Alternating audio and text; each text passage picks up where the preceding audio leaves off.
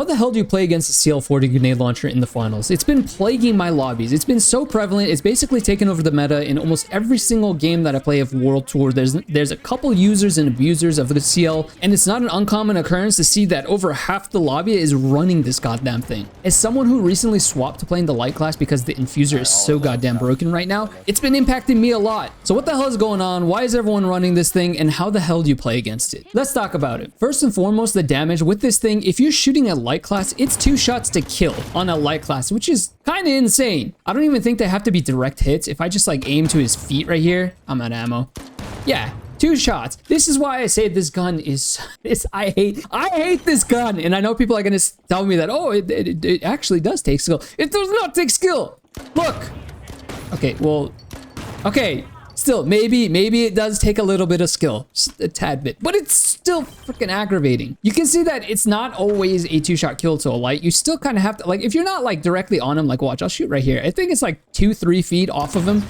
It's not gonna 2-shot kill. Okay, so there's that. All right, light users, rejoice. It's not always a 2-shot kill, but the medium, it's still kind of nutty. It's basically a 3-shot to kill on a medium. Heavy, good luck. So it's not bad. Where this comes in handy, 5 bullets in the chamber, if you can call these things bullets. Like, look at the size of the thing. That is not a bullet. That is a massive bullet. That's like the black bullet from Super Mario. So when you're shooting this thing, oftentimes you'll find yourself in engagement running out of ammo just because you only have 5 in the chamber. So you really do need to pick your fights wisely, and especially where you take your engagements. I'm going to talk about that a little bit later because, like, it actually does matter whether or not you take in this engagement like head on, like straight from here, or if you're playing off at an angle. Quickly though, before I go into like why the hell this thing is so popular right now, I want to cover something that not a lot of people know about the grenade launcher and that you can use when you're playing against or with this thing. So check this out. Whenever you shoot, watch this. If I just aim straight at my feet, everyone knows that you shoot at your feet, you're gonna die with this thing, and it has this insane self-damage infliction. Like, it's just like 2 shots to kill yourself. We all know that, right? I think I killed that light as well when I was shooting that. But what you might not know is that if I just simply jump and then shoot, it does less damage. See, I survived 2 bullets, or fucking missiles, black bullets, whatever the hell you want to call them, and I'm good to go. That's huge. That could be the difference between you surviving a fight and not. As you saw right there, I was able to kill a light that's literally up in my face, which is going to be a common occurrence.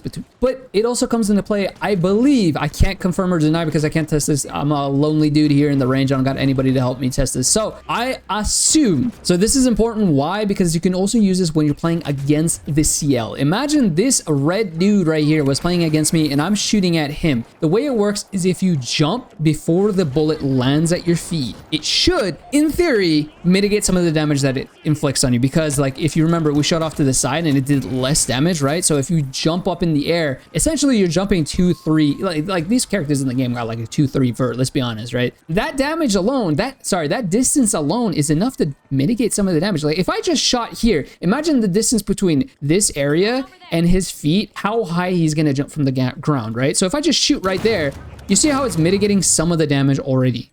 And just to show you, like, if I shot at his feet, you see how much damage it does to him if I just shot at his feet. So if you just jump, you're already mitigating some of that damage. But why now? Why is this thing so prevalent now, considering the fact that Embark really did it? I don't think they nerfed or buffed this thing at all in the Season 7 patch. They didn't do anything to this from what I remember. So why is it taking over now? Think about what happened with Season 7. They made, by the way, if you guys can hear in the background, I don't know if you guys can hear if it's coming up on the mic or not, but I got a 3D printer going on in the background that's printing off like the finals cash out station, the vault little thing. I'll show you right here. This little guy and the actual cash out station to go with it. I'm 3D printing this. I just recently got a 3D printer for free from a friend, and like I needed something to test print. I found this online. I was like, sick. So hopefully in the next video, I'll post up a video of what it looks like, because I got the yellow filament and everything. Dude, it's looking sick. I'm looking at it right now. It's like halfway done. This thing looks awesome. If you want to see that, and if you want more content like this, make sure to smash the like and subscribe button down below. Season 7 is the Overwatch season, is what I'm calling it, what I'm dubbing it. You heard it here. I called it. I said it first. Overwatch season in the finals is Season 7. There's a bunch of healing going on. It's basically turned into a hero shooter. I talked about it in my last video. This game has so much healing going on right now. I'm kind of enjoying the different play style in the game. I'm enjoying it. There are people who aren't, like this guy in the comments. He says he don't like it. I like it. I might not like it, because I'm already getting fed up with the CLs and the healing in the game. But regardless, whatever the side of the fence you stand on this season, it's here. And until Embark does something about it, which they might actually do about it, I wouldn't be surprised if they nerfed it this week. But it's here. They're not going to take out the items from the game. They're still going to be in there. They're still. And who out of all the classes has the best healing in the game? Currently, it is the light class. The light class has this little thingamajiggy. This little thingamajiggy right here. This little infuser.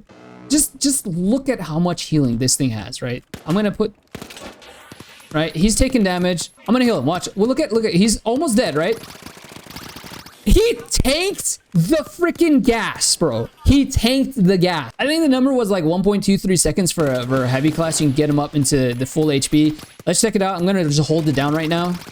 That's so fast, dude. That is so fast. The light has insane healing right now, and that's why that's what I think is going on. The CL is like a perfect counter to light. It destroyed. You saw it, like it two shots light classes. The CL is the light class's worst nightmare. Like you do not want to run into a medium class that has a CL face to face in a dark alley. That should not happen. You can probably see this in like casual, or if you play DM or something like that, or power shift, where people are running CL. When you run into these guys in that lobby, you basically can't play as a light class. It sucks. That's what's going on here with Infuser being as strong as it currently is. A lot of people are running the light class like I am. I used to be a medium main. All of a sudden I switched to light because the Infuser is so freaking strong. The natural progression of that, the natural selection, medium classes are gonna be swapping over to CLs. So what's the answer then? Do we just stop playing the light class? Do we stop playing the Infuser because there's a bunch of CLs going on around in the lobbies? No, we can start countering them. The way I see it, there's basically two intuitive ways to counter what's going on. And remember, the meta is always shifting, the meta is always changing. What one class carries in their kit is usually derived because of what another class tends to carry at that point in time. Right now, at this point in time, light classes are starting to carry infusers all over the place. So medium classes are going to start carrying glitches and CLs all over the place. Current meta is always a push and pull. The first counter that I've seen people mention and talk about, and that came to my mind in the first place as well, is putting an APS turret. You got this little thing, which at first thought seems like a good idea because like that's literally what it does. It counters grenades. But I think it's only in this vicinity. But the biggest problem with this counter is that the APS turret is only on the medium class. You don't have the APS turret on the light class. The light class, the only counter that they would have to like nades and such would probably just be info gathering stuff like sonar grenade, being able to see your enemy before they see you, so that way you can take the fight on your terms. So APS turret, are you really going to tell your medium to just start carrying the APS turret and you play around their APS turret? And if you need one at a particular point in time, you're not just going to like ask your medium, hey, I'm getting bent over sideways, can you lay down an APS turret please? Oh look, I'm dead. That's what I'm saying. It's not going to work out. The APS turret ain't going to do squat. The second counter to CLs is basically what I've been doing in my matches. It's a playstyle change. If you're running the infuser, you're playing a particular playstyle. If you have the infuser, you're incentivized to live, to not take engagements, because the longer you can survive, the longer you can make your team survive. You're basically a support role if you're playing the infuser. So your goal is not to take engagements first, it's to live and position yourself accordingly so that way you can, there's no bullet drop in the infuser. There's no freaking